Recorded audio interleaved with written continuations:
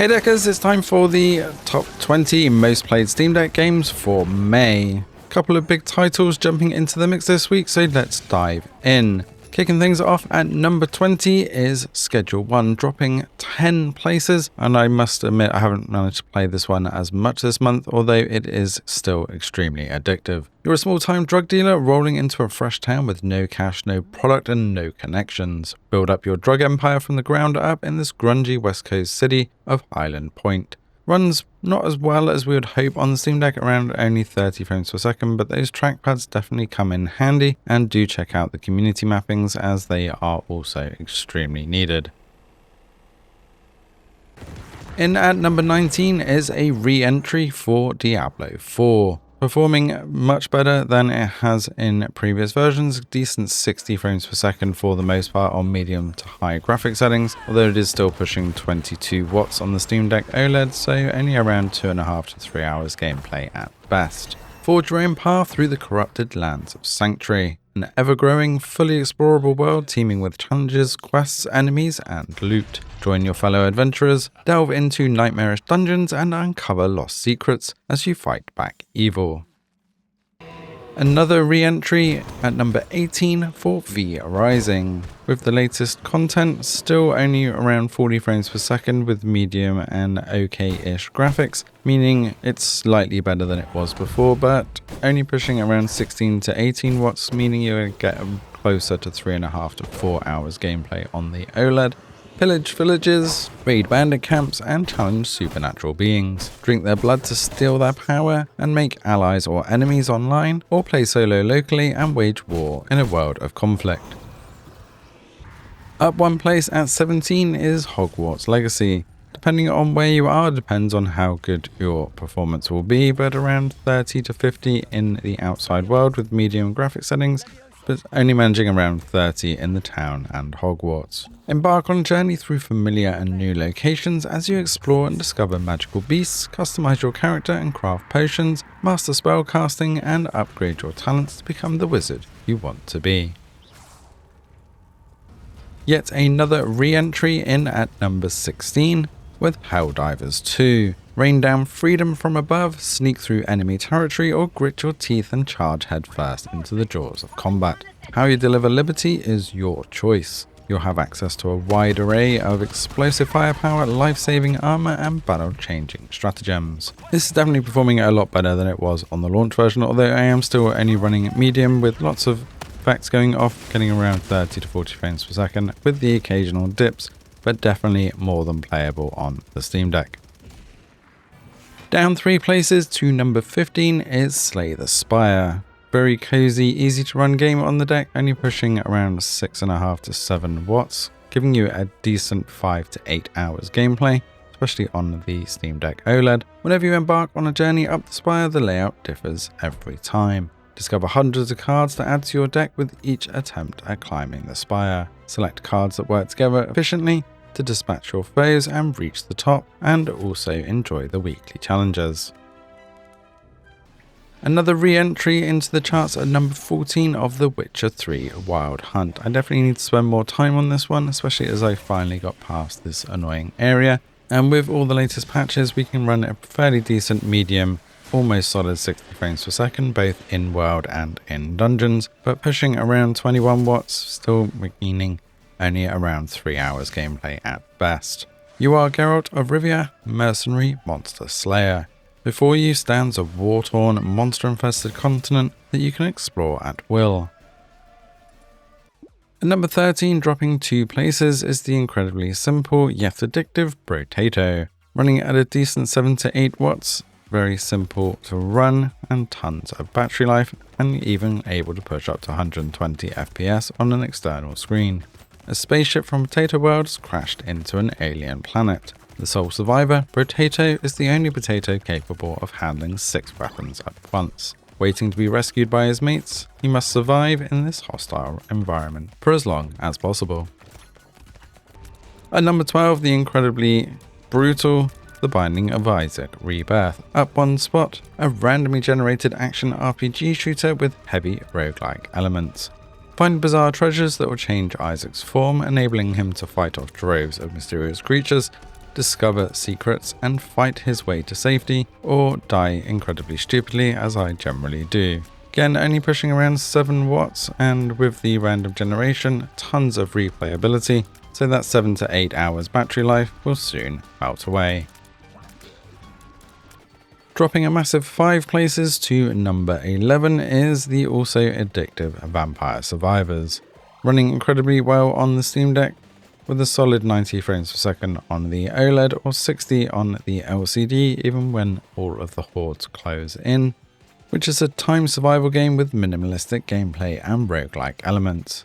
Hell is empty, the devils are here, and there's no place to run or hide. All you can do is survive as long as you can until death inevitably puts an end to your struggles. Today's video is sponsored by UGREEN and the world's first 500 watt GAN charger. This absolute beast has no charging status lights, good or bad, you let me know, but can output 100 watts per USB-C port, meaning you can fast charge 5 devices at once. And if you have a device capable, you can single port charge up to 240 watts as well with no other devices plugged in. Oh, and it does have a USB-A in case you ever need one of those as well, so you can charge 6 devices at once. But what you'll notice as I'm loading up these devices and also unloading with the smart power distribution, not only does it auto optimize the charge across the other ports, but you'll notice uninterrupted charging as well. So even when I'm plugging or unplugging devices, it doesn't restart the charging on the other ports. Huge win for UGREEN's 500 watt GAN charger, which is available now. So check out the links in the description below for Amazon or UGREEN's website directly. Red Dead Redemption 2 dropping 1 place to number 10. Still a beautiful game to be playing on either the LCD or OLED, but pushing 23 plus watts, meaning only around 2 hours to 2.5 hours gameplay at best. Worth it though, as it is graphically impressive. Arthur Morgan and the Van der Linde gang are outlaws on the run. With federal agents and bounty hunters tracking them down, the gang must rob, steal and fight their way across the rugged heartland of America in order to survive. Expect only 30 to 40 frames per second on this one, but you won't be watching the FPS when you're riding around. Dropping another 2 places to number 9 is Elden Ring, probably because Elden Ring Night Rain is going to take this even further down the chart, so it'll be interesting to see if that pops in next month. But Elden Ring still performing around the 30 to 40 frames per second mark without it looking absolutely diabolical graphic wise, and pushing high still on that wattage though, so keep that power handy. Embark on a perilous journey to become the Elden Lord by exploring vast landscapes, battling powerful foes, and uncovering deep lore set in the mysterious lands between. Ruled by the demigods, just don't get lost, otherwise you'll probably never find your way back to the main path. At number 8, back up 2 places, is Cyberpunk 2077. Still one of my favourite games of all time, even after the disappointment of the endings to the Phantom Liberty expansion, but you get to play as V, a mercenary in Night City who comes into possession of a biochip containing the consciousness of Johnny Silverhand, a legendary rocker and terrorist sending you on a crazy adventure fueled by your own survival before your consciousness is erased. Expect only around 30 to 40 frames per second with decent looking graphics on this, but definitely more than playable on the Steam Deck, even though Dogtown can be a little bit hard to swallow with those low end graphics. At number 7, back up 1 place, probably because of all the mods and I haven't got around to trying them all out yet, but the Elder Scrolls V Skyrim Special Edition still holds firm in the top 10. Easily be able to push around 60 frames per second with some big dips though on high graphic settings, so you can get some nice tweaks with the mods to keep this around 30 to 40 and look absolutely stunning. But as the Dragonborn, players can use powerful shouts, engage in melee, ranged or magic combat, craft gear and interact with NPCs in a dynamic world filled with dungeons, lore-driven adventures and the birth of the arrow to the knee meme. Big new entry into the chart, especially as it's only been out a week or so, is Fantasy Life 1, The Girl Who Steals Time. This completely caught me off guard, and I have lost around 10 hours to this already, as you get to step into this slow life RPG where you can freely switch between 14 unique jobs or lives and enjoy a carefree life in a fantasy world. Shape the island to your liking or team up with friends to battle monsters across the world. It's up to you to choose what life you'll live. Performing incredibly well on the Steam Deck, solid 60 frames per second at high graphic settings, although this does push the wattage higher when you're out in the world with some dips into the 40s. You really are going to be watching that frames per second playing this one, so just enjoy it. Down one spot to number 5 is the beautifully simple Stardew Valley. Running at a solid 60 frames per second on the LCD or OLED with up to 8 hours battery life, you can see why this is constantly in the top. After inheriting your grandfather's old farm plot, armed with hand-me-down tools, you set out to begin your new life, where you can learn to live off the land and turn the overgrown fields into a thriving home. At number 4, our biggest new entry, and I'm surprised this isn't actually hitting the top spot, but Clair Obscur's Expedition 33 is in at number 4. I fully expect to see this on the chart for a long time, and hopefully up the top, as it's definitely my game of the year and my new favourite of all time. Performance could be a little bit better on the Steam Deck, but it is still well worth it, and if you do want that perfect graphics, then it is available on GeForce Now as well. Clair Obscur's Expedition 33 is a groundbreaking turn-based RPG with unique real-time mechanics, making battles more immersive and addictive than ever before. Explore a gorgeous fantasy world inspired by Bel Air of France, in which you'll battle devastating enemies and be taken on the absolute ride of your life as far as story is concerned. Non-mover at number 3, I'm surprised this is still so high up, is Baldur's Gate 3.